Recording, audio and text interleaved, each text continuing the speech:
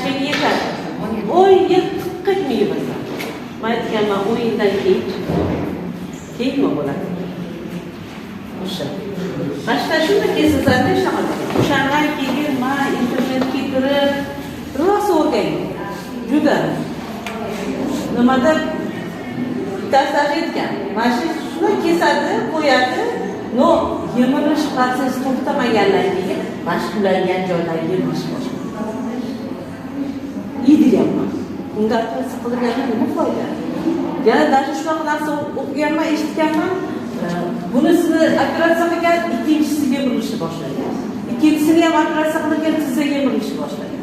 Yemirish prosesi to'xtatmasa ba'zi bo'lmasa ekan. Chunki mag'i yetishmayapti.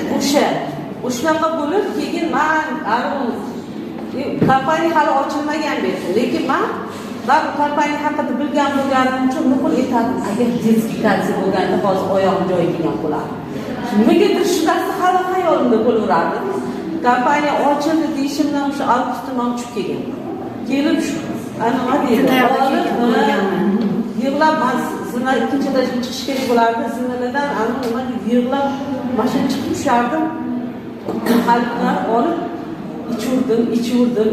İşte yarim yil hali og'riq aniqligani yo'q.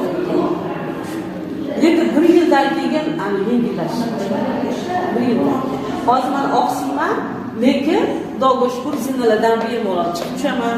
Mana choponim, men u qanaqa chopishni yo'q edi, nima yo'q edi. Va shu nima deydi? Yig'lab kelib ketardim, ofisga kelganimda. Lekin mahsulotga keldim.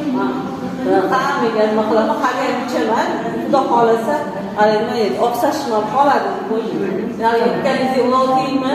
16 yil bo'lsa bo'lar deyman, mayli. Anaqanday kelaman, xudo xolasa.